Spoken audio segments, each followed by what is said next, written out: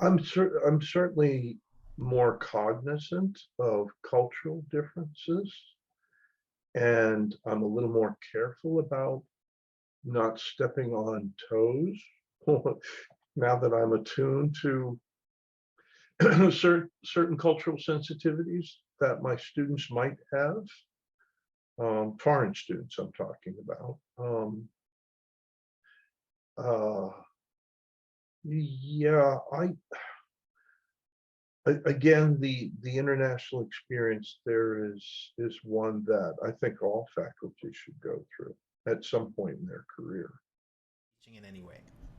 Absolutely. It, no, well, number one, it creates a large amount of empathy for anyone who has uprooted and moved to a new place, whether it's a domestic student, an international student, or a fellow coworker, a fellow faculty member. But especially for the international students and for the second language learners. My experiences learning Korean language and my experiences living and functioning in a foreign culture creates a large level of empathy for those who are experiencing that, creates a different level of patience for some of the struggles that they're going through. There's some things that I came to know about different student that, you just come to know about different student populations, but seeing it in action and getting a little bit more background can help you make sense and help you respect some of the things that you see. Like the way that Korean students participate in class, it's a little bit different. There's some outliers who are severe extroverts, so they're able to transcend some cultural norms, but there are ways that Korean students participate in class, and it can be for somebody who's in a seminar kind of class and who's got things set up for discussion, full group and small group discussion. I have expectations and hopes for different kinds of participation, but you have to be a realist, and you have to find other ways or you have to expand your ways that you can meet your outcomes. And so experiencing the culture, it just made things clearer for me and made me really appreciate the ways that Korean students participate, going beyond understanding all the way to appreciate. That's a different thing. Okay, that's a good question.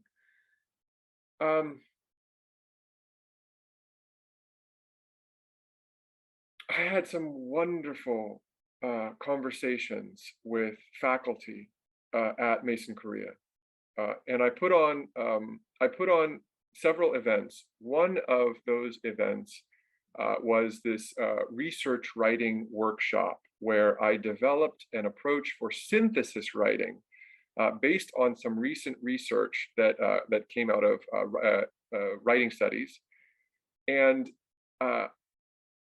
some simple. So I did a dry run with some faculty and some very simple observations, such as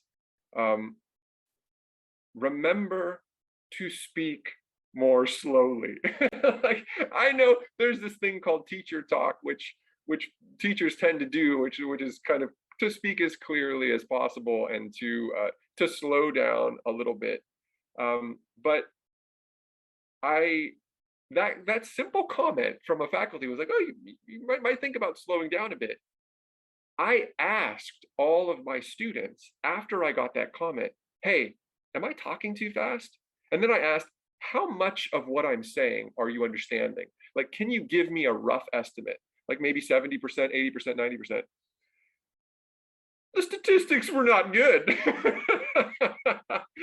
So I think the worst was 50%. And I realized this was early on. And it was a transformational moment where it was transformational because I realized I'm talking too fast. And if I slow down, everything is going to be easier for my students. But it was also transformational because I realized I need to be talking to students about what I'm doing and how it is working for them. Now, I've done lots of research on needs assessment and faculty development even.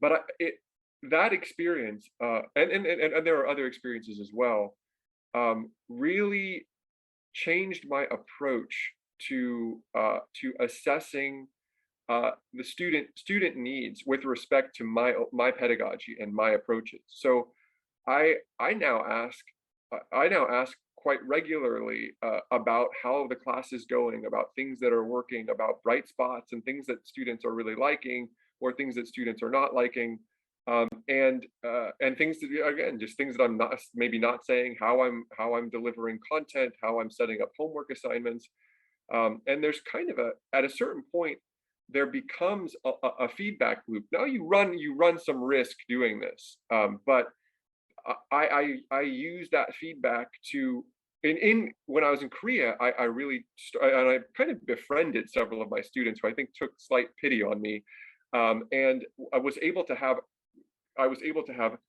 quite substantial conversations with how they were experiencing my class and their everything from how they were feeling emotionally about the stuff they were doing, because it was hard, right? Learning to write in a second language is hard. Learning to do advanced research and all sorts of other stuff in a second language is, I can't even imagine how difficult that is. So I got a sense of kind of how students were feeling emotionally, and this gave me a sense of I need to be monitoring what I'm doing, and I need to be kind of evaluating, like, for instance, if we're writing a research paper, how students are doing early on and how they're doing midway through and how they're doing toward the end, to make sure that if there's more scaffolding that needs to be put in place, that's put in place, and to make little micro adjustments.